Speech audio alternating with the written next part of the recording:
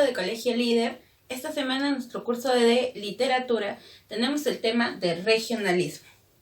El regionalismo, o también llamado narrativa de la tierra, es como una variante del realismo.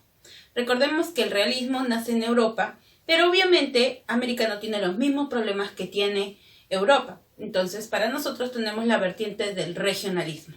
El regionalismo también es como la introducción al llamado vanguardismo que luego va a surgir dentro de la narrativa en América. En la narrativa el vanguardismo llega un poco atrasado, mientras que en la poesía sí ya se utilizaban las técnicas propias del vanguardismo. Muy bien, el regionalismo lo que hace es preocuparse por conocer el ambiente físico y geográfico de América. No solamente centrarse en la capital o en una élite como lo hizo el modernismo. Eso es lo que critica el regionalismo al modernismo, que sea demasiado centralista, demasiado elitista. Los regionalistas dicen, ¿sabes qué? Hay problemáticas en otras partes de la capital, las regiones también necesitan ser escuchadas. También tenemos literatura aquí, y eso van a ser los representantes del regionalismo. Las técnicas que van a utilizar el regionalismo, como estamos hablando de que son inicios para el vanguardismo, todavía no hay técnicas propias de la vanguardia. Así que tenemos técnicas todavía tradicionales como el narrador omnisciente. El narrador omnisciente es aquel que conoce absolutamente todo. Conoce todo de la forma física de los personajes, conoce qué piensan, conoce qué hace, conoce qué les va a pasar, qué les ha pasado, conoce absolutamente todo. Aquí nos está contando la historia. Y la narración lineal. Quiere decir, desde un principio hasta un final, sin utilizar los tiempos cíclicos de volver al pasado. Pero algunos de los autores ya estaban utilizando el tiempo cíclico, es por eso que decimos que el regionalismo es como la primera etapa de la narrativa vanguardista. Muy bien, entre las vertientes más importantes y que en la siguiente clase también vamos a estudiar, va a ser la vertiente de la novela de la Revolución primero. Lo que vamos a ver aquí son enfrentamientos políticos por el poder, cómo lamentablemente estas disputas por el poder también y de alguna manera causaron daño en el pueblo, y vamos a tener como gran exponente al escritor Mariano Azuela con su gran obra Los de Abajo, y cómo un simple campesino amenazado por estos militares que estaban en el poder tuvo que ir a rebelarse, ¿no?, en contra de esta opresión. Y vamos a ver que el contexto es la llamada Revolución Mexicana. Luego tenemos la novela indigenista, donde vamos a ver la problemática de los indígenas como tema principal. Tenemos aquí al gran escritor ecuatoriano Jorge Casa con su obra Huasipungo. Luego tenemos también a un representante peruano que es Ciro Alegría. Ciro Alegría, dentro de la literatura peruana, es un representante del indigenismo, pero a nivel latinoamericano estamos hablando que Ciro Alegría es un representante del regionalismo, con su obra El mundo es ancho y ajeno, en la cual tiene la temática del indígena luchando en contra de la opresión de los hacendados. Lo mismo va a suceder con la obra Huasipungo de Jorge Icaza.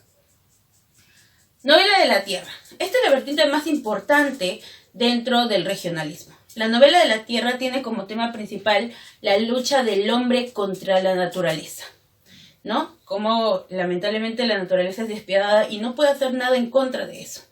Además, siempre vamos a encontrar la dicotomía civilización y barbarie dentro de esta vertiente. Muy bien, vamos a tener como representante primero al escritor argentino Ricardo Guiraldes. Guiraldes lo que hace es idealizar al gaucho argentino. Nosotros en romanticismo ya estábamos hablando sobre el aspecto de la idealización del gaucho, ¿no es cierto? Nos pone al gaucho como personaje principal en la obra Martín Fierro. Desde el romanticismo ya se estaba hablando del gaucho como imagen nacional de Argentina. Pero con Ricardo Guiraldes lo que hace es idealizar ese gaucho que está buscando la libertad, que busca ser un hombre independiente, que lucha constantemente. Tenemos que con él se cierra el ciclo gauchesco en su país. Ya no se va a hablar del gaucho como identidad nacional. Tenemos aquí obras como El cencerro de cristal y Don Segundo Sombra. Don Segundo Sombra es una obra que estaba jugando un poquito con el tiempo cíclico. Tenemos como personaje principal a Benito Cáceres. Este hombre lo que va a hacer es contarnos sobre sus vivencias con el tal Don Segundo Sombra. Dicen que esta obra, al parecer, Wirialdes sí conoció a ese tal Don Segundo Sombra porque lo narra físicamente demasiado preciso. Entonces vamos a ver cómo son sus vivencias, cómo este gaucho lo que hace es luchar en contra de todas las adversidades para poder conseguir su libertad. Vemos una idealización del tema de la identidad nacional de Argentina a través del gaucho. Ahora tenemos como representante al gran escritor venezolano Rómulo Gallegos. Rómulo Gallegos llegó a ser presidente de su país, pero solamente duró un año en el poder debido a que tuvo un golpe de estado. Rómulo Gallegos nos dice que presenta en óptimas condiciones las costumbres regionales. Vemos bastante de esta influencia dentro de sus obras. Existe un realismo simbólico dentro de sus obras. Lo que va a hacer es utilizar el realismo porque va a narrar hechos que son reales, ¿no es cierto? Hechos que podíamos recopilar de cualquier testimonio, con paisajes pues propios de Venezuela, paisajes que se pueden ver, pero que esto simboliza, sus personajes tienen un símbolo, no son un nombre por un nombre, sino que simbolizan una actitud, una característica. Su obra más importante es Doña Bárbara. Doña Bárbara fue una obra premiada y además la escribió en solamente 28 días. El nombre original que le dio esta obra es La Coronela. Y es una novela alegórica porque se tiene que interpretar. Los personajes van a representar esta dicotomía de civilización y barbarie. Doña Bárbara, en su nombre lo dice, Bárbara. Ella representa la barbarie. Es una cacica que utiliza la violencia y utiliza la ignorancia para poder hacerse con las tierras de una comunidad que no tenía idea de cómo funcionaban las leyes. Y por otro lado tenemos a otro personaje que es Santos Luzardo, Luz. Él representa la civilización y viene de la capital, tiene estudios, está estudiando Derecho y viene pues para poner las cosas en orden. Marisela es otro personaje que va a representar la barbarie regenerada a través de la educación.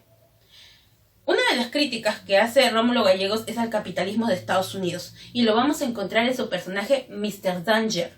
Está escrito en inglés para hablar del capitalismo. ¿Y qué significa? Mr. Peligro, ¿no es cierto? Señor Peligro, porque eso es el capitalismo para él.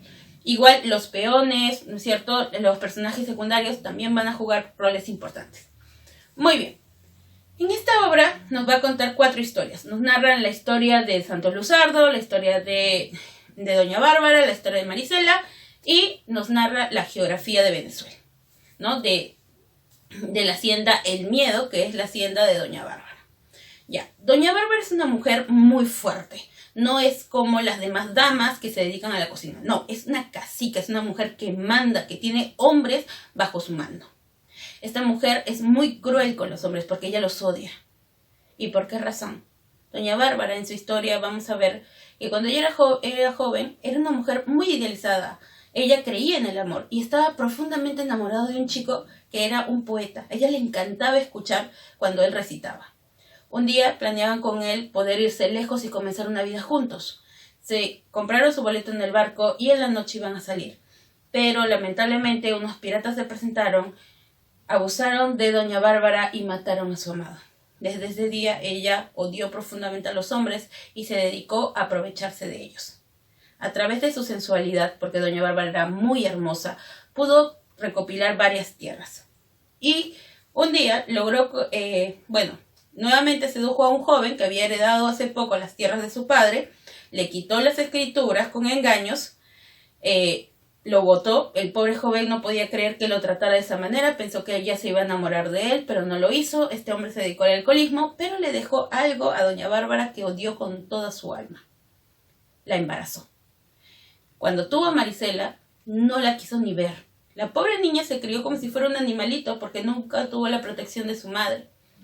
Ella llamaba la atención a sus sirvientes y se ocupaban de Marisela.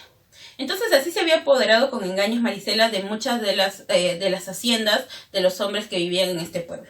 Un día llegó Santo Luzardo. Santo Luzardo era el hijo adoptivo de otro de los hacendados. Él no pensaba quedarse ahí. Pensaba venir y vender las tierras. Pero después de enterarse todo lo que estaba ocurriendo, quiso pues ayudar a las personas del pueblo. Entonces fue a enfrentarse a Doña Bárbara. Doña Bárbara utilizó la seducción, pero lo único que sentía Santos Luzardo por Doña Bárbara era atracción. Pero Doña Bárbara sí se llegó a enamorar de Santos Luzardo. Trataba de conquistarlo para unirse junto con él y así hacerse dueño de todas las demás tierras. Pero Santos Luzardo era un hombre correcto y quería hacer el bien. Un día Santos Luzardo estaba saliendo a pasear y escuchó unos gritos cerca del río. Cuando llegó allí, Mr. Danger estaba a punto de abusar de Marisela y logró salvarla. La llevó a su casa, ella le contó quién era, le contó sobre su padre, que estaba dedicado al alcoholismo. Santos Luzardo lo trajo a su casa, lo trató de ayudar, ayudó también a Marisela. Le enseñó a escribir y a leer. Por eso ella representa la barbarie regenerada. Ella le encantaba también escuchar a Santos Luzardo cómo leía y ella también estaba aprendiendo. Cuando Doña Bárbara se enteró que su propia hija era su rival, ella no iba a medir las consecuencias. Y además le llegó una notificación donde decía que la iban a citar por todos los engaños que estaba haciendo. Ella fue a reclamarle a Santos Luzardo, pero cuando llegó a la casa por la ventana vio una escena que le hizo recordar sus años de juventud. Vio a Santos Luzardo sentado en un sillón y Marisela sentada en el suelo escuchando lo que él le leía. Eso le recordó a su amor de juventud. Ella decidió irse en lo más profundo de las llanuras de Venezuela y dejar todo a Marisela para que sea feliz con Santos Luzardo. Y aquí tenemos a Rómulo Gallegos como uno de los más grandes representantes del regionalismo hispanoamericano. Muy bien, chicos, ahora pasamos a resolver nuestros ejercicios sobre nuestro tema de regionalismo hispanoamericano. Vamos con las preguntas de rumbo a la universidad. Yo voy a resolver los números impares y ustedes los números pares. Son representantes del regionalismo. Veamos, en la primera nos dice Darío, así que ya fue porque él es del modernismo. Luego nos dice Mistral, tampoco lo descartamos porque ella es del posmodernismo. Tenemos a José Hernández, Isaac y Echevarría, todos son románticos. Luego Sor Juana es de la época del barroco y tenemos a Rómulo Gallegos, ¿no es cierto?, Guirialdes y Rivera como los representantes del regionalismo. Muy bien, ¿el regionalismo se caracterizó por qué? ¿Por poseer musicalidad? No, eso es el modernismo. ¿Tocar temas exóticos del modernismo? No, más bien va en contra del modernismo. ¿Fin exclusivamente estético? No le impresionaba tanto la estructura de las obras, sino lo más importante para ellos era el contenido. Buscar lo nacional en lo rural provinciano, eso es lo más importante. Profesora, pero brindar una imagen del indio también, sí, pero en la vertiente de la novela indigenista. Pero si hablamos de manera general, el regionalismo lo que trata de hacer es mostrarnos la realidad de estas zonas rurales, ¿no? La 5, novela que retrata la lucha del hombre contra la naturaleza. Entonces, segundo, Sombra, sí. La Vorágine, también. Los de abajo, bueno, es de la Revolución. Doña Bárbara, sí. Entonces, más de una es correcta. En la 7, es una característica importante de la obra de Ricardo Guirialdes y recordemos que con él se acaba lo que viene a ser la temática del gaucho y él idealizó el gaucho argentino, ¿no? El gaucho argentino, la manera de idealizarlo es decir que era un hombre que no tenía, que nada podía quebrantar su espíritu, ¿no? Él luchaba por esa libertad, luchaba constantemente para seguir adelante. La 9, es el personaje principal de Don Segundo Sombra y ese va a ser Fabio Cáceres, ¿no es cierto? Este hombre que empieza a recordar sus vivencias con Don Segundo Sombra.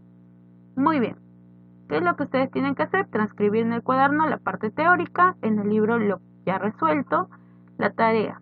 En el libro, la lectura, las preguntas que están en la página 137 y 138, las preguntas de rumbo a la universidad, los números pares que están en la página 138 a la 139, y en el cuaderno lo que ustedes van a hacer es elaborar un mapa conceptual sobre Mariano Azuela, su biografía, las características de su literatura y sus obras, y un resumen de la obra Los de Abajo, que le pertenece a Mariano Azuela, que es el gran representante de la vertiente de la novela de la Revolución.